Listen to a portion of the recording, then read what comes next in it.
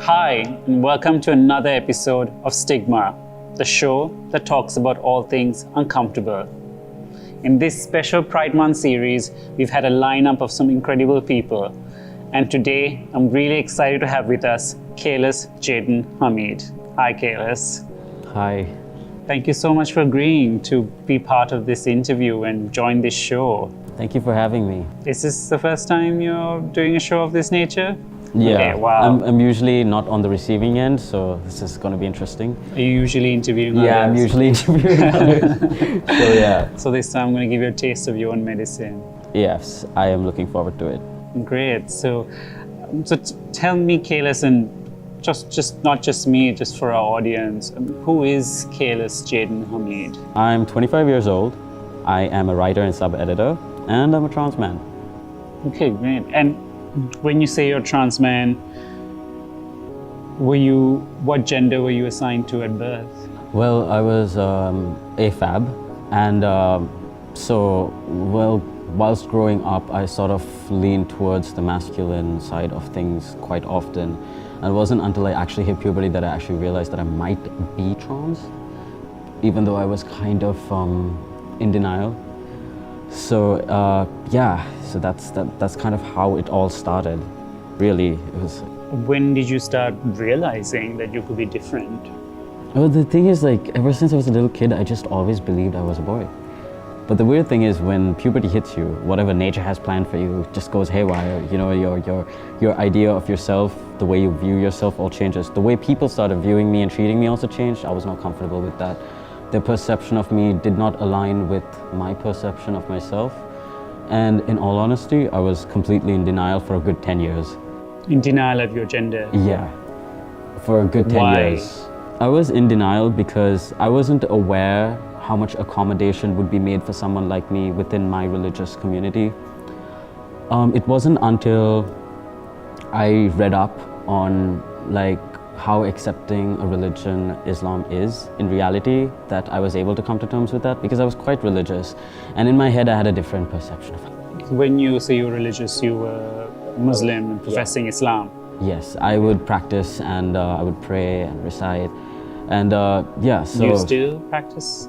Not so much. Not that I don't want to, it's just that, I'm caught up with so many things these days that it's...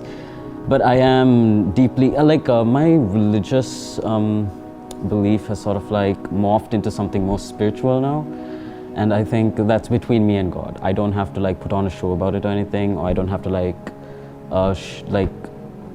affirm other people's beliefs of how I should be as a Muslim. But you will still identify yourself as a Yes. Muslim and as a trans man? Yes, I'd identify as a Muslim and a trans man. And I think God loves you the way He made you, right? And how was it for you to come to terms with your gender and to be accepted, if you are still accepted, in your community? Well, I remember the first time I actually sat down and told myself, yes, I am trans. It was because I had a really close friend, and they came out to me as trans. And no one in my life had ever done that before. No one I'd cared about, no one who knew me, who I knew that closely as well. So for me, I was just like, if that person had come out to me and I'd reacted poorly, how would they have felt? I would have felt bad about that, right? And it just started from there and it snowballed into something else. And then I remember that I still love them. And I'm pretty sure if I came out to them, they would love me as well. So there is one person I can turn to, and there's one person I can rely on. So I am technically not alone, because up until this point, I was like, I'm all alone. There's no one I can talk to. No one will understand. But now I knew for sure there was someone who cared about me who would. How old were you when this happened? I think I was 19, going on to 20. Okay, so you had left school. Yes, I had. Would you have identified yourself as trans in school? I don't think so. I don't think school would have been a good place to do that. Why? Were you in an all-girls school or a mixed school? It was a mixed school, but our school has a reputation for being very strict with things, not very open-minded. So no, I think I would have put myself at quite a bit of risk having, if I had chosen to do that. Why did you think your friends or others in school would have treated you differently, bullied you? Were you already subject to that kind of treatment? I was bullied for a bit. But the weird thing is, like, I kind of adopted a very bullyable personality, because like when I got bullied, I just sort of like dove headfirst into this emo phase of mine that just made people want to bully me more, honestly. But I don't think we can justify any form of bullying or say you deserve to just because you were different. yeah, It's beautiful to be different. Yeah, that's also true, and very valid. But the thing is, like, I had issues sort of like communicating my thoughts, and I wasn't really the most social person. So anyway, I didn't really have any friends that I would consider like confiding into. There was a friend I came out to as bi while I was in school, not trans but bi. And they were very supportive, which shocked me. And actually, like a lot of my friends I had back then, I'm in touch with them now, and they know that I'm trans, and they're really supportive. And it makes me think that, you know, if I had come out back then, maybe I would have had a support network. I might have, you know, things could have been different, maybe for the better. Not that I'm unhappy now, I'm just saying, like, you know, when I was younger, I went through a lot of trauma alone.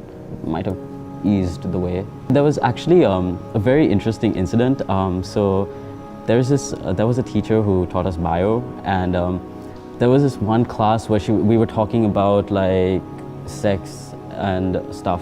It was a long time ago, so I don't really remember exactly what lesson it was, but she was always known to be a very strict teacher. She was always on the ball, but there was a really interesting and very like sensitive moment where she spoke about how she used to teach this one other student who came out as trans, and how they were sort of like made fun of, and how she was really upset about it. And she told the class, I'd never heard anyone speak like that to us before. She honestly told the class, let people just be happy the way they are. Like, why do you have to make it a big deal? Why do you have to bully them? And I think that's the first time I'd ever like felt like genuine like appreciation and love towards a teacher. Like, yeah, I respect my teachers, but I'd never just felt like, please give me a hug, because like no one's ever said that before, you know. Because it was a teacher who you thought understood you.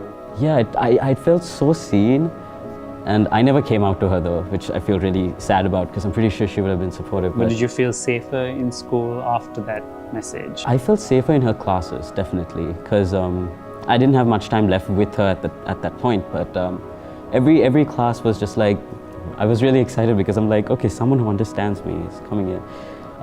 It was a great memory from school. That much I remember. Thank you for sharing that. You said that you wished you had a better support system when you were in school.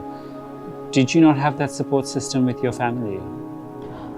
Not really, because I remember sort of testing the waters. I would sort of like just make them watch movies with trans people in it to gauge their responses. Usually they wouldn't have like much of a response, and I remember my family, we were driving, like I remember like talking to them about trans issues as if it's a tertiary issue, not like it personally affected me. And they wouldn't quite understand, and they didn't really try to understand, and they didn't really care at the point, which just made me feel like if I ever came out, they're not going to appreciate that, they're not going to like accept that. So I just kind of like shoved that away, just ignored it, forgot about it. Yeah. But you came out eventually. In a fit of rage, yes. What do you mean? It was a really weird thing, because I genuinely thought, like, up until that point, I was thinking to myself, I'm never going to come out. I'm never going to come out to anyone but my friends. If I ever come out, I'd be living in another country. I would have already transitioned medically, and I'd be far away from them. I'd be really safe. But we had like a really weird argument about something. It was really weird, because I feel like I was at the end of my rope, because I think there was something missing from the fridge or something, and they were like, why did you take it? I was like, I didn't take it. And then they left the house, and I wrote them this like big ass note that said, I am leaving the house. Also, I'm trans. Bye, don't call me. And then I stuck it on the fridge and I left. So you ran away from home? I did, actually. How old were you? It wasn't that long ago, actually. It was 2018. 4 years ago. Yeah, it was. Yeah, I turned 21 that year, and yeah, I ran away from home, and Where did you run to? my friend's house. They had just gotten married, and they lived in like a one-bedroom apartment. But they were like, "No, you're not going back. You're staying here with us until we know you're safe." And then they like put a bed out in the hall, and that became my room.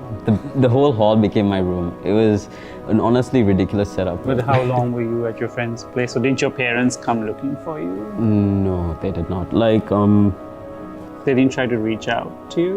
they did a couple of times, but I blocked them because when they reached out at that time, they didn't really know what I was going through. So it was mostly just, isn't this shameful? What is society going to think? What are our neighbors going to think? And I was like, I don't want to talk about that. The neighbors don't pay my bills. Like, if they were feeding me, that's a different question. Like, if I had to rely on my neighbors to live, that's a different question. I don't owe them anything at all. So I don't really care what they say. And how did it feel for you that your family were more interested or upset about what other people would think as opposed to what you are going through? I think that's it's quite a common occurrence in our society, right? But what did you feel? I felt disheartened, obviously. Like, I did feel like my parents wouldn't go the extra mile to like look out for me.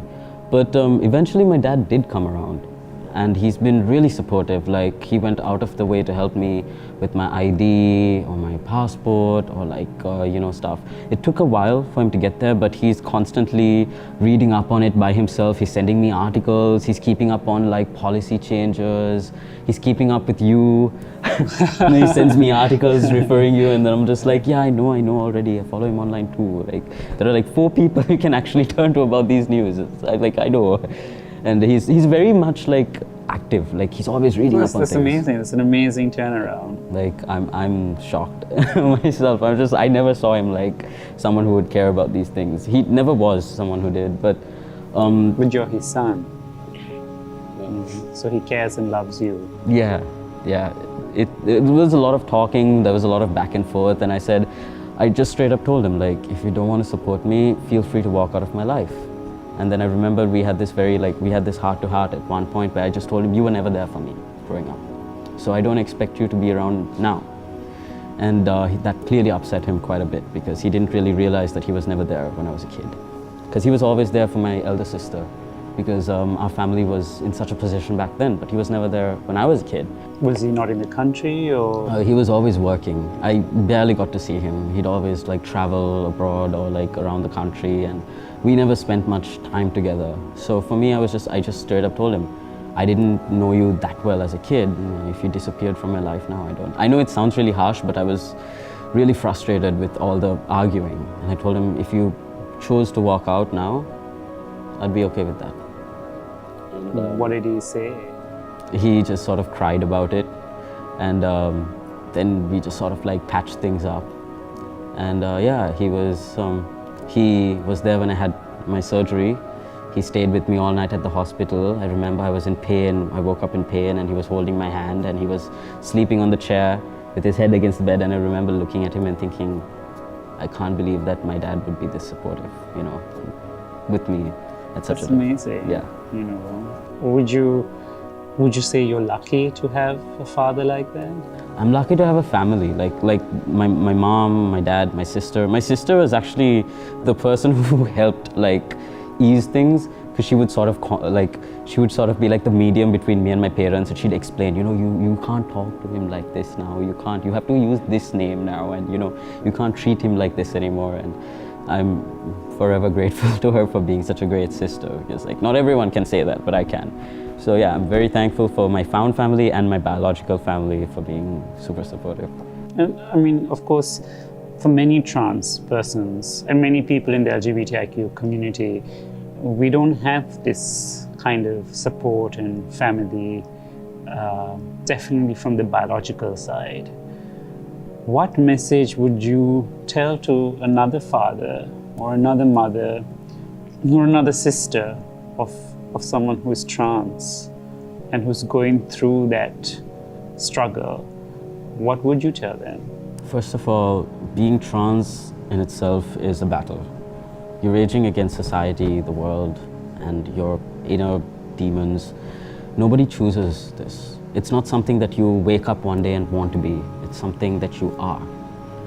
It's not wrong, and it's definitely not something that's disgusting or unusual. Trans people have been around for ages, way back in history. We've always existed. It's just that people are so freaked out by anything that's slightly different. They don't want to challenge their cognitive dissonance with the actual facts. So we've always been around. We're not something new. We're not a fad. But it's still a struggle for us. It's still a giant battle. And I assure you, your children do not wake up one day and just choose to be this. They are that, and they have to fight against all odds to be their true selves. So the absolute bare minimum you can do is be supportive. It doesn't take a lot, trust me. And if you're worried about what society has to say, ask society to pay the bills. And I guarantee they're not going to pay your bills, right? The only thing you have is family. Because at the end of the day, if you have an emergency, if you need food on the table, society ain't going to show up. It's going to be your family first. So put your family first and look after them. What would you say to a father who's thinking about throwing his trans child out of the house because it conflicts with his religious beliefs? There is no God who is malevolent by nature. And if you believe God makes no mistakes, then you're just going to have to take his word for it and believe in your kid.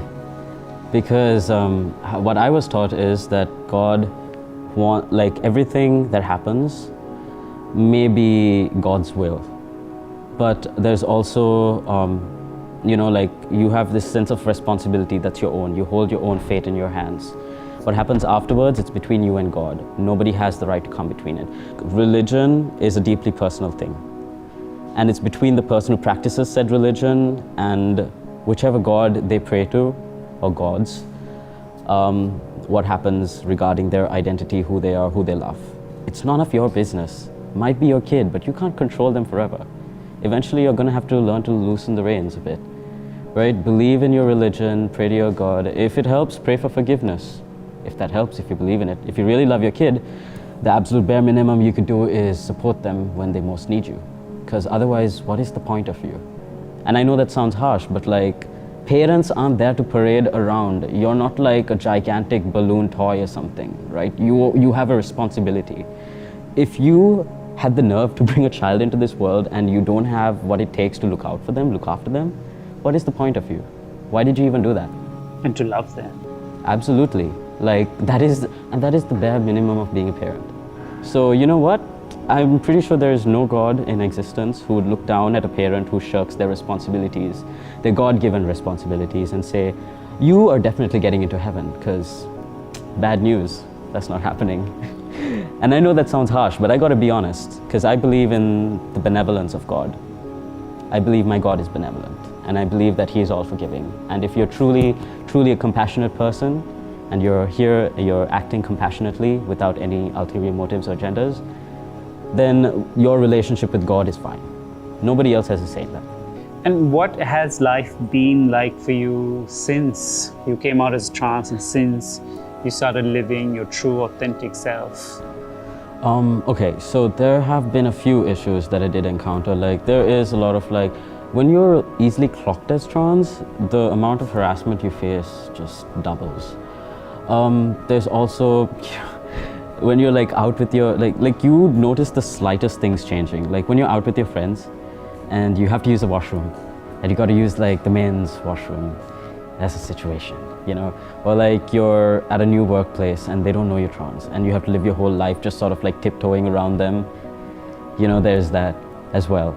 So there are always issues. I've faced harassment on the roads before. I've faced people calling me names, people online sending me really weird DMs, really weird stuff, but all of that is sort of overshadowed by the sheer euphoria that I feel at just being able to express myself, be myself, and be there for people who are like me, who also are looking for people for guidance, and For me, that is the pinnacle of happiness.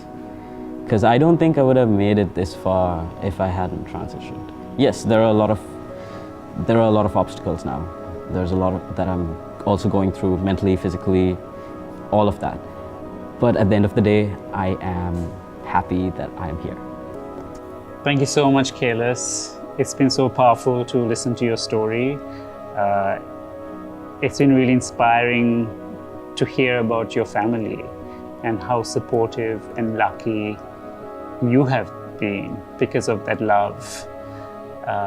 And I really wish you the best, and I really wish that other trans kids would have families like yours, so that we can all lead a more authentic and a happier life. So thank you so much. Happy Pride. Thanks for having me, Arita.